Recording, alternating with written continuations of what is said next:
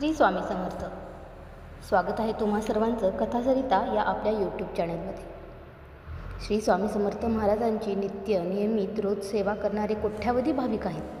स्वामींच्या मठात अक्कलकोटला जाऊन दर्शन घेणाऱ्यांची आज तर संख्या लक्षणीय असते. स्वामी समर्थ महाराजांच्या पुण्यतिथीनिमित्त स्वामींचे पूजन, नामस्मरण, मंत्राचे जप हे आपण करतच असतो. नित्यसेवेमध्ये देखील आपण ह्या गोष्टींचा वापर करत असतो.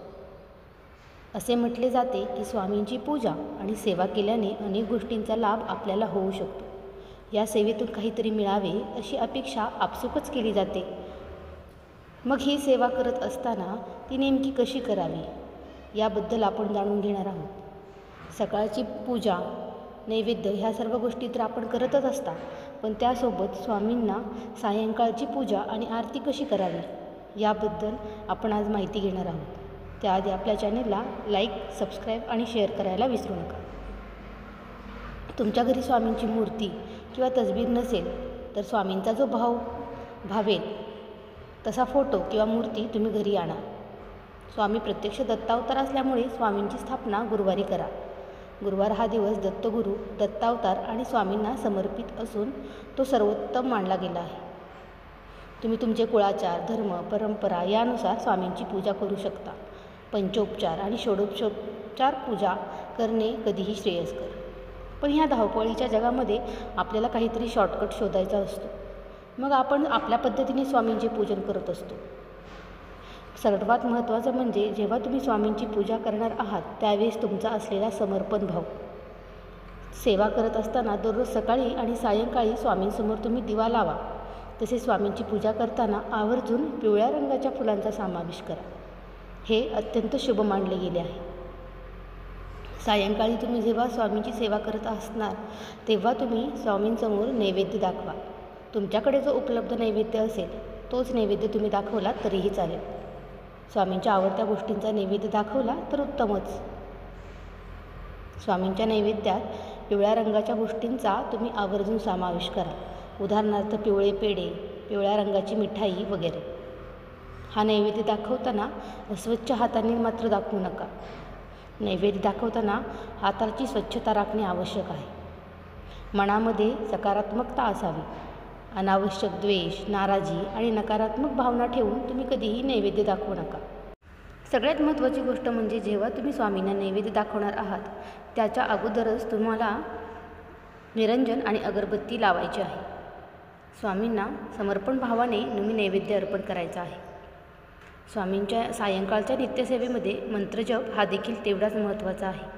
श्री स्वामी समर्थ ह्या मंत्राचा जप केल्याने स्वामींचा आशीर्वाद आपल्याला प्राप्त होतो. याशिवाय स्वामींच्या शिकवणीच्या इतर मंत्राचा देखील उपयोग करा. मंत्राचा जप करत असताना मन शांत ठेवा.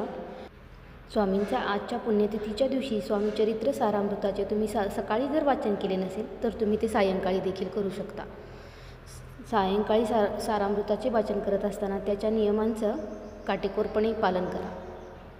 या वाचनामुळे तुम्हाला मनावर पवित्र प्रभाव पडतो आणि आपल्या जीवनातील वाद, चिंता दूर होतात असे खूप जणांचा अनुभव आहे. हे पारायण तुम्ही नियमितपणे केले किंवा सप्ताहानुसार केले तरीही चालते. स्वामींची नित्यसेवा करत असताना आपल्याला प्रत्येक क्षण दिव्य आणि समृद्ध असल्याचे जाणवते. त्यासाठी आवश्यक साहित्य, पूजा पद्धती, मंत्र, जप, चरित्र यावर श्रद्धा आणि निष्ठेने कार्य करा. आपल्या मनाला शांतता, विश्वास आणि भक्ती मिळते. आज बऱ्याच जणांच्या गुरुचरित्र पारायणाचा समाप्ती असते किंवा उद्यापन असणार आहे. तुम्ही ज्या कोणालाही यासाठी उद्यापनासाठी बोलवलेले आहे त्यांना तुम्ही संक्षिप्त गुरुचरित्र पारायणाची एक प्रत द्यायची आहे.